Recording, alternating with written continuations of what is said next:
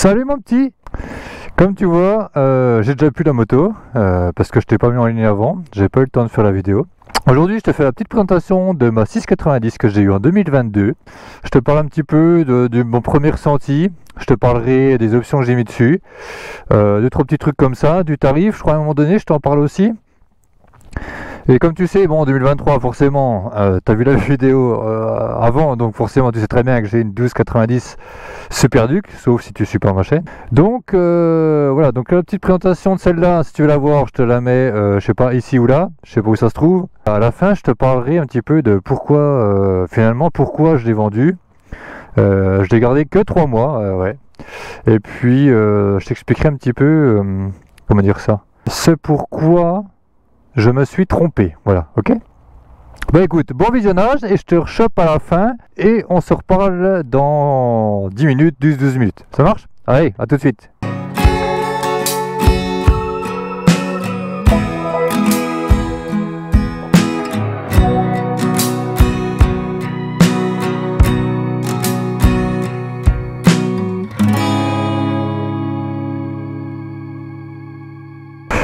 Salut mon lapin! Et ben voilà, comme je t'avais dit, j'ai commandé, et ben voilà, on vient de la recevoir, tu vois. Donc c'est mon premier tour de roue. Tu vois, je vais le vivre avec toi en live. Hop là. Alors, on va faire le rodage, forcément. Ah ben franchement, on est bien dessus, hein. Tu sens que la selle elle est pas trop moins molle que celle que j'avais essayé, mais on est bien. La boîte est douce, hein. Franchement elle est vraiment douce la boîte. Hop là. Bon, donc il y a des routes, hein, tu vois. Je sais pas si tu arrives à voir. Là j'ai le talon touche pas, hein. J'ai le plat du pied avant qui touche mais pas le talon.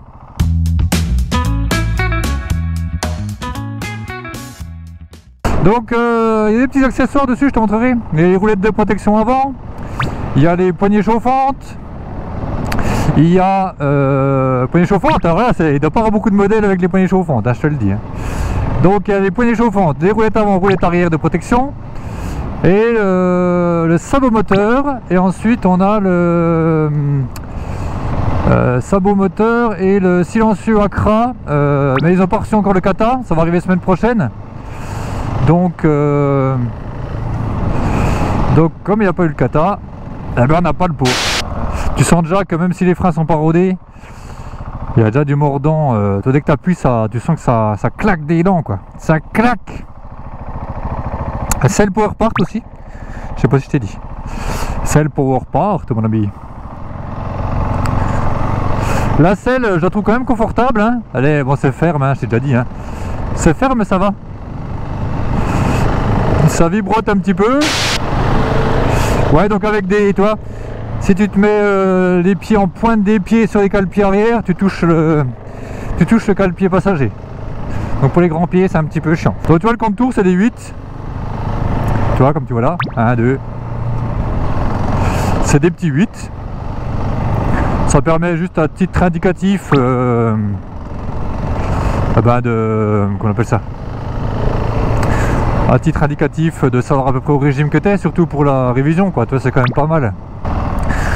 Donc très maniable. Bon, faut faire attention aux pneus parce que c'est comment on appelle ça, parce que bah, t'as l'appareil fini sur les pneus, donc faut faire gaffe. Les freins, il faut les rôder tout doucement. Pour bien faire les plaquettes, faut freiner tranquillement les premiers kilomètres, quoi. Je vais faire quasi 1 heure de route. Donc je vais te dire si j'ai mal aux fesses. Tiens, allez là. Je vais te mettre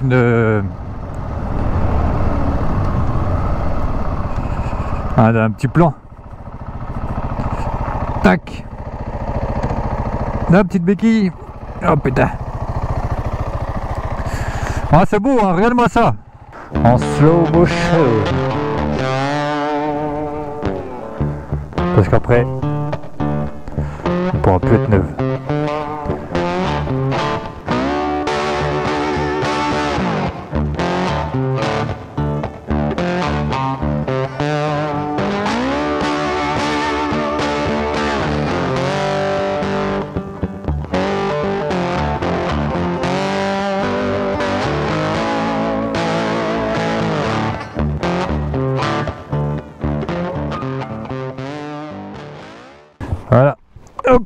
Putain, c'est gros quand même, hein.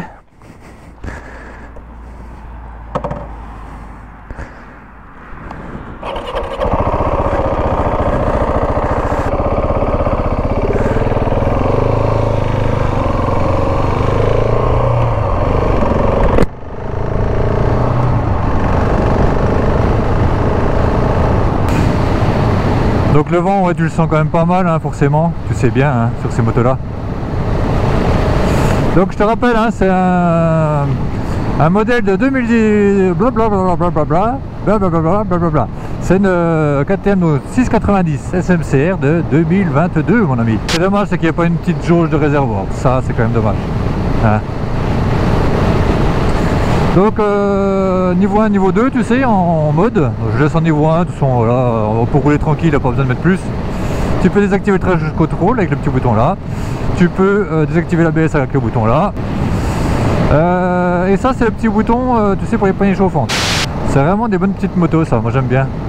Comme l'hypermode, tu sais, c'est pareil quoi.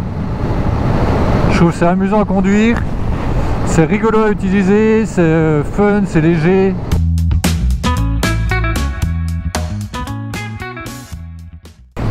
Tu rêves une moto, tu te dis voilà là, il y a tout ce qu'il me faut, elle est ultra puissante, je vais me sentir comme un malin en rut, tu vois. Et puis une fois que tu l'as, tu repères tous les défauts qu'elle a et tu dis bon, elle est nickel, mais c'est pas ce que je croyais quoi, finalement. Finalement c'est pas du tout ce que je pensais, donc t'es déçu, puis après tu vas rechanger quoi. Donc celle-là, bah écoute, je vais faire l'expérience encore une fois, hein. J'ai changé je sais pas combien de fois de moto. Donc j'ai eu, attends, je vais récapituler. Récapitulatif. J'ai eu une Z750. Z750. Après j'ai eu une R6. Après j'ai eu une deuxième R6. Après j'ai eu une CBR 1000RR. Après la CBR, j'ai eu une RSV4.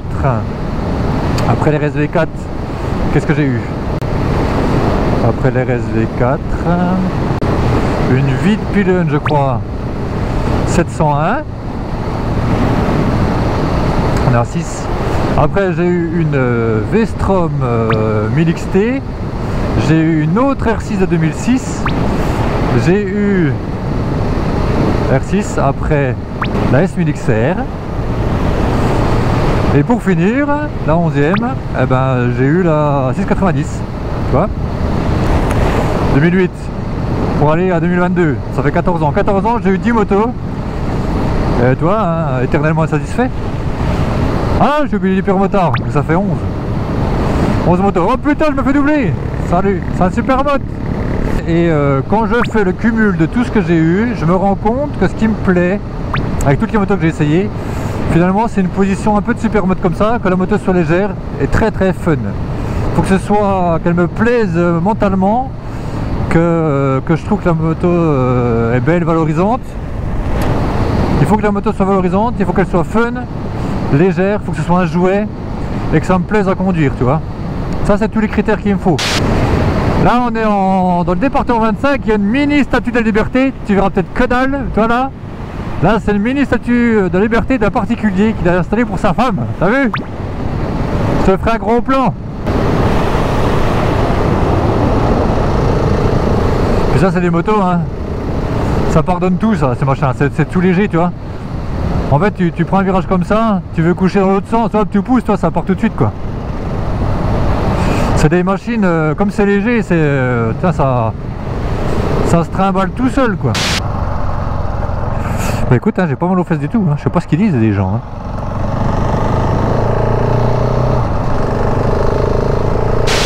Donc ouais, ce que je regrette c'est la petite jauge à essence.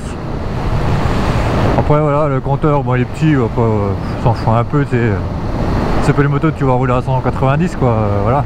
T'as un petit indicateur, ça pourrait être un peu plus gros, tu vois. Un petit écran un petit peu plus large quoi, ça pourrait être plus sympa quoi. Je pense que sur les prochains modèles peut-être il y aura. La prochaine génération.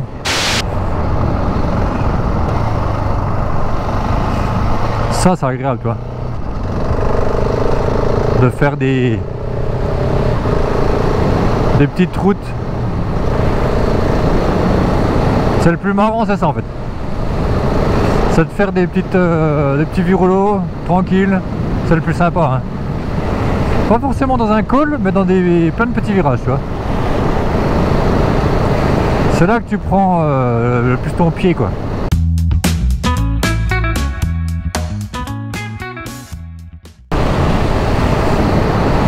Donc la moto avec tous les accessoires, en gros ça va coûter en gros 12 000 euros, quoi. Donc ça vibre un petit peu quand même, hein. Tu vois, là je suis en 6ème à 85.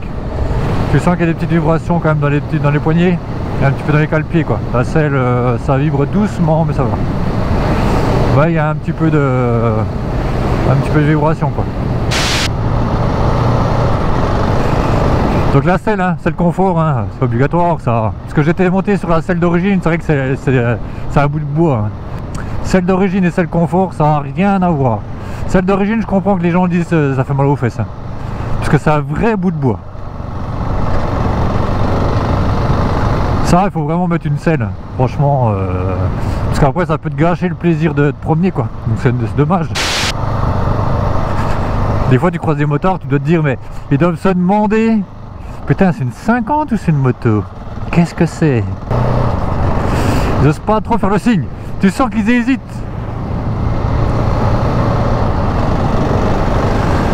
Ça peut porter à confusion, c'est vrai. Bah écoute, je te ferai des petites vidéos.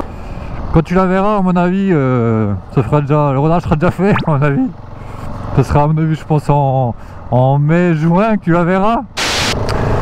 Donc voilà, je te remercie d'avoir regardé la petite vidéo, tranquillou. Et je te dis à la prochaine. Salut mon coco!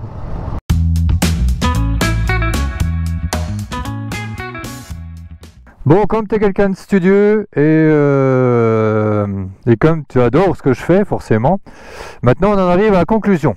Qu'est-ce qui a fait que je l'ai acheté? Alors je l'ai acheté parce que c'était une supermoto, j'ai toujours voulu avoir une supermoto, c'était un petit rêve comme ça.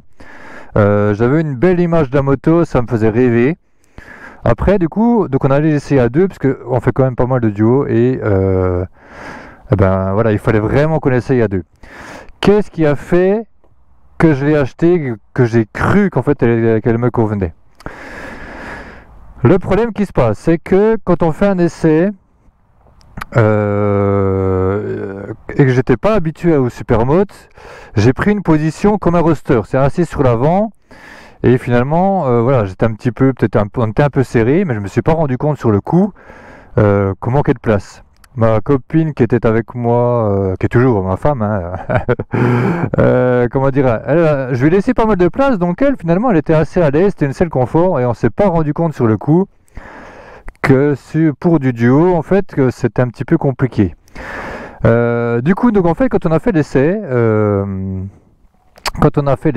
le duo s'est assez bien passé. Forcément on a roulé que 20 minutes à peu près, ce qui représente pas finalement voilà, la majorité, enfin l'utilisation d'une moto. 20 minutes c'est pas assez, en fait tu vois pas les défauts, tu étais tellement excité que tu n'arrives pas à voir, voilà, t'arrives pas à avoir une visualisation globale de la moto et de ce qu'elle te procure et ce qu'elle te donne. Et donc arrivé à la moto, donc je l'ai acheté, etc. Donc j'ai roulé et finalement quand j'ai roulé tout seul, je me suis rendu compte que si tu te reculais sur la selle, tu étais dans une position vraiment très très confortable. Le problème de ça, c'est que finalement quand je me reculais, attends, je pose le téléphone, il restait finalement que, je sais pas, pour ma copine, il restait que, je sais pas, 10 cm. Donc une fois que voilà, j'ai roulé pas mal tout seul pour faire le rodage, une fois qu'elle a voulu que je lui ai dit bah tiens, si on allait faire un petit tour, elle est montée derrière moi, mais finalement il lui restait que 10 cm.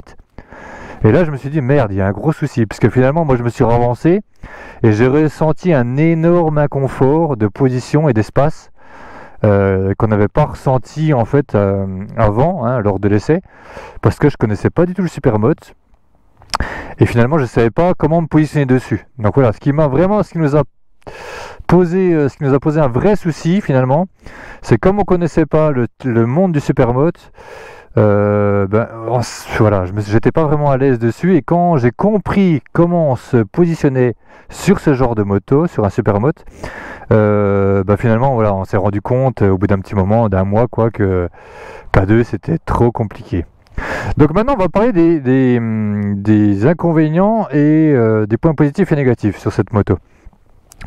Point positif, c'est très léger, c'est fun, c'est un moteur qui est vivant, très vivant, ça vibre un petit peu mais c'est pas très dérangeant. C'est une moto qui est très facile pour faire du wheeling, pour faire des choses comme ça. C'est très agile, c'est très agile, pardon. Ça pardonne beaucoup en fait. C'est pas hyper puissant, donc pour apprendre la moto, c'est tip top. Ça te permet de te promener, etc. C'est pas une moto prise de tête. Ça, c'est vraiment des points positifs. C'est une moto assez valorisante, bien que l'inconvénient pour un motard, c'est que t'es pas vraiment reconnu pour un vrai motard. Toi, comme avec une grosse moto comme ça. Bon, ça, c'est voilà, ça dépend avec qui tu traînes, mais voilà, ça c'est un petit inconvénient. Donc pour du duo, sincèrement, on me l'avait dit, hein, mais j'avais pas vraiment compris sur le fait. Pour le duo, tu oublies, hein, c'est pas une moto, c'est pas du tout fait pour du duo. En fait, il n'y a pas assez de place. T'es trop bien tout seul et en t'asseyant sur toute la selle. Donc laisse tomber pour le reste. Donc couple, tout ça, moteur il est vivant, c'est super bien.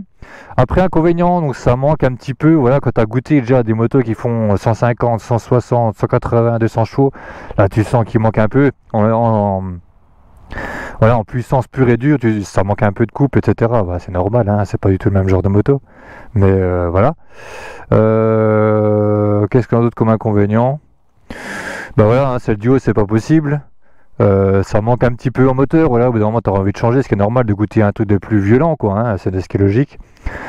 Après niveau fiabilité ça va, moi j'ai eu une petite fuite d'huile au niveau du pignon de sortie de boîte, mais sinon j'ai rien eu de plus, hein, j'ai fait un peu moins de 1000 km, mais voilà, il y a un tout petit suintement mais rien, j'ai eu aucun problème avec. Confort, franchement la selle ça allait, c'était bien, ça me convenait parfaitement. Suspension c'était un petit peu ferme mais c'était très agréable et j'ai adoré, franchement j'ai vraiment adoré rouler tout seul dans des petits virolos, des trucs comme ça. Mais par contre ouais, j'étais tout seul quoi, j'ai adoré la moto mais tout seul. Et ben voilà, je t'ai fait un petit récap de ce qu'il en était. Donc si tu veux un super moto, faut que tu sois célibataire, jeune, enfin célibataire non mais que tu roules en solo avec une bande de potes, etc. Prends du plaisir. Si tu aimes faire des wheelings, tu vas-y fonce dessus, parce qu'apparemment tout le monde aime ça et c'est facile.